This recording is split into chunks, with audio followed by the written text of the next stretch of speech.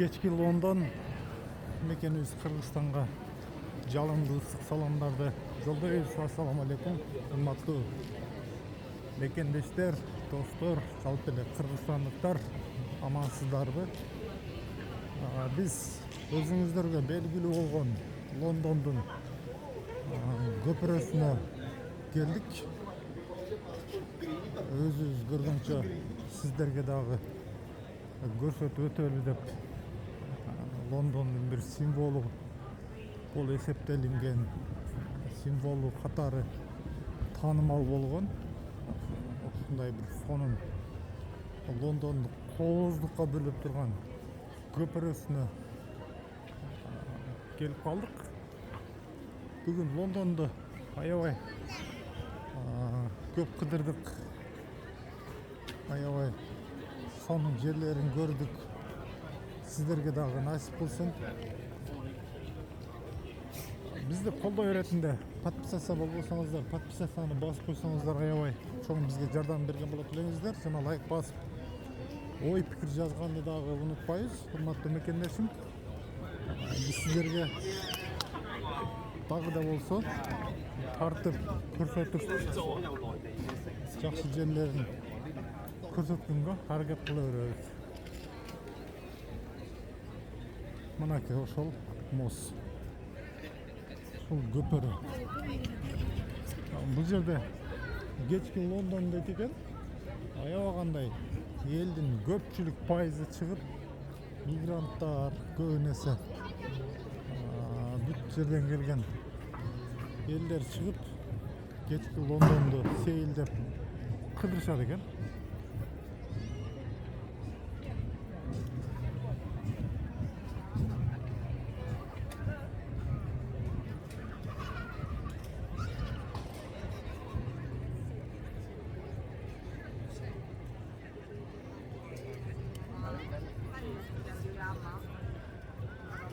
Лондондун аябагандай бизге жаккан жери жумушту дагы, акчаны дагы табат экенсиң жана андан сырткары ушундай бир сонун жерлерди кыдырып, көрүп, максат ажы айткандай дүйнө кыдыргыла, дүйнө кезгиле дейт. Бирок дүйнөнү ичиңерге салып албагыла, анткени дүйнө бир эле күндүк деп айткандай. Ошонсоң дүйнөнү кыдырыңыздар, барыңыздар. Бир жолу дүйнөгө кирип кетпеңиздер. Байлык, акча деп дүйнөнү кандай себептерден кыдырасыздар? Аң сезимди өстүрүп, элди, жерди көрүп, көзгөзөрдү өстүрүү максатында кыдырып көрүү сиздерге дагы баарыңыздарга насип кылсын дейбиз. Иншалла сиздер дагы келиңиздер, аракет кылыңыздар Англияга, Лондонго дегендей. Биз эми Лондондон алыс эмес жерде иштегенибизге байланыштуу Лондонго тез эле келдик. 1 саат же 1,5 сааттай убакыт кетти бизге. Анан Лондондон алысыраак, четирээк жерлерде жумуш иштегендер аларга бир аз узагыраак, алысыраак болуп калат. Биз дагы келгенибизге мына 3 айдын жүзү болуп атат. 3 ай болоюн деп калды. 2 айдан өтүп атат. Ошого биз дагы эми келишибиз Лондонго. Лондондун жанында ошо 1,5 саат жол болгондугу үчүн биз өзүбүз дагы анчейин келе албай калдык. Мынакей аябагандай сонун жап-жарык бүт жерлер. Элдер эркин куштай дем алып, айланып, сейилдеп жүрүшөт.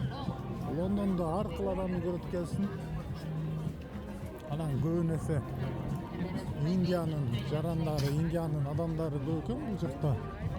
Анан кээде ошол өзүбүздүн өзбектөр, казактарды, кыргыздарды кезиктирдик бул жакта. кыргыздарды алыстан көрсөң таанып учурассаң аябагандай мындай сөз менен айтуу кыйын экен. Сүйүнөт экенсиң эмнегедир бактылуу болупчу. Кыргыз мекендештерибиз аман болуңуздар.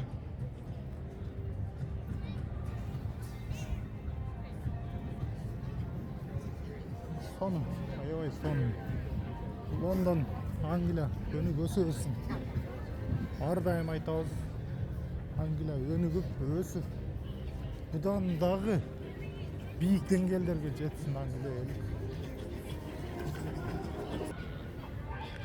Океандын бою болгондугуна байланыштуу Лондондо бир аз шамал суук болуп турат экен. Анан тез-тезден жамгыр жай берет экен бул жакта кыш болбогондугу үчүн. Бирок бир күздүн суугу баары бир болот экен бул жердечи. Эч кандай бир кыш болбойт дегени менен бирок шамал момунту элдер жемпир, жеңилирээк спортивка курткаларды кийип жүрөт баары бир суук. Анан Москвага салыштырмалуу бул жерде адамдар жада калса ошол өзүнүн местныйлары дагы сен мигрантсың, сен чет жерден келдиң, сен бөлөк адамсың деп мындайча айтканда чорныйсың демей бул жерде андай түшүнүк даже жок экен. Лондон англичандардачы. Анан азыр эми көрүп атасыздар, Москвада иштегендер баарыбыздын эле бир туугандарыбыз, жакындарыбыз, туугандарыбыз Москвада, Россияда иштеп жүрүшөт. Ошого биз өзүбүз дагы Россияда болгонбуз. Москваны көрдүк, Питерди, Новосибирскилерди, Россиянын көптөгөн жерлерин көргөн адам катары салыштырмалуу айтып жатам. Бул жерде адам баалап турат экен. Эгер бирөө сен сүзүп алса өзү мындай недоволен болбой, күлүп, жылмайып кечирим сурайт экен. Анан бул жакта эмнени айтсак дагы, бул жакта жанагы немени көп чыгат экен. Наркотикти көп чыгат экен. Буларды открытый экен. Ээн эркин сатып, ээн эркин көчөлөрдө чегип жүрө берет экен. Эч кандай бир коркунуч деле жаратпайт эч кимге. Запрет жок экен мындайча айткандачы. Кадимкидей эле сигареттей чегип жүрө беришет экен. Мына кечки Лондон, жаш кыздар көбүнчө биз байкаганыма караганда эмнегедир аял кишилер аябай көп экен Лондондо эркектерден караганда. Бүт аял кишилерди көп жолуктуруп көп байкап жатабыз. Анан бул жактын ошол океанга жакын болгондугу үчүн абасы дагы мындай таза, жанагындай түтүн деген нерсе байкалбайт.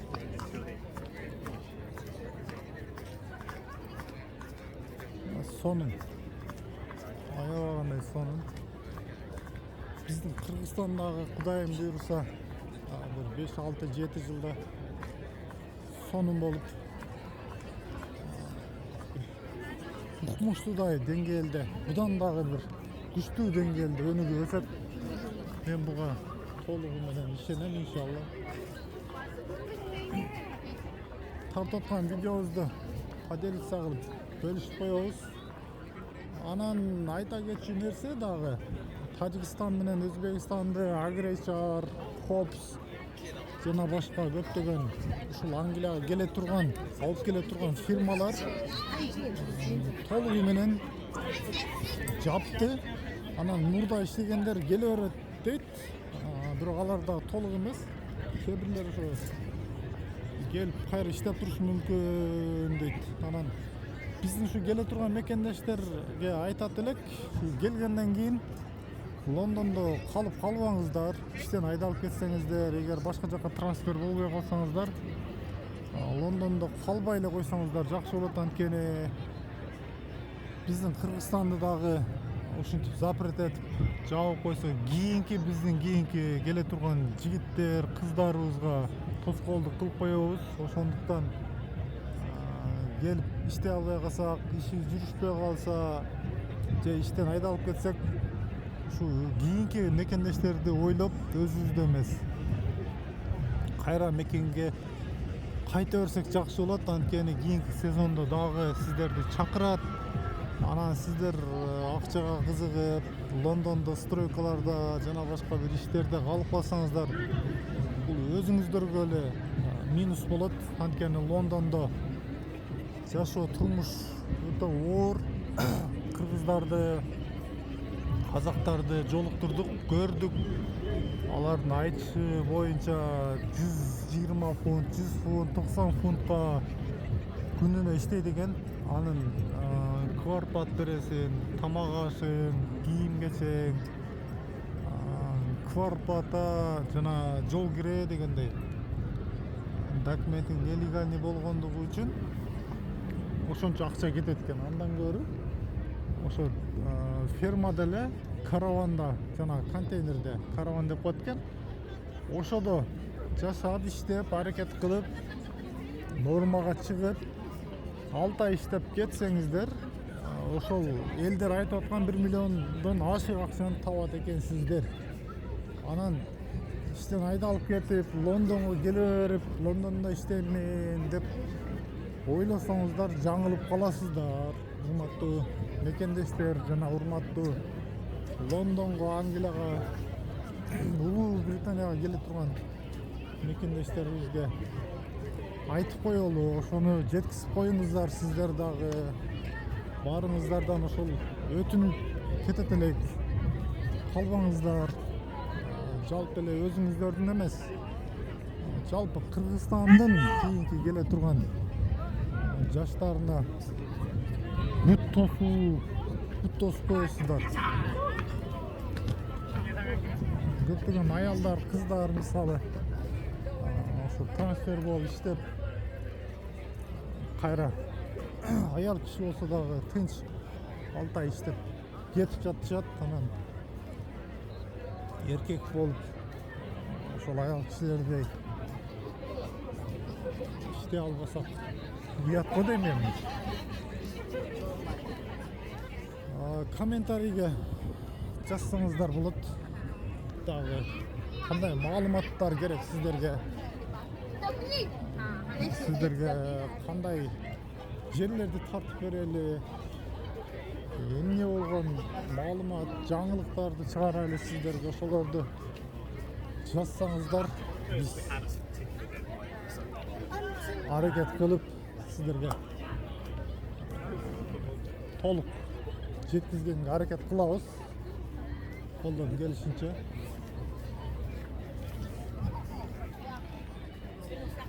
Биз ушул көпөрөгө чыгып сиздерге да кичине акыркы видеолорубуздун акырында көрсөтүп берели. Анан сиздер менен убактынчалык коштошобуз.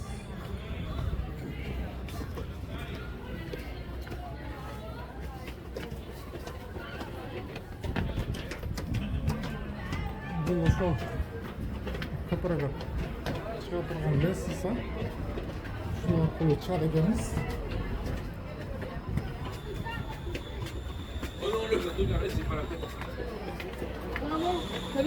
Мындай мрамордон жасалып тур лестницалар дагы.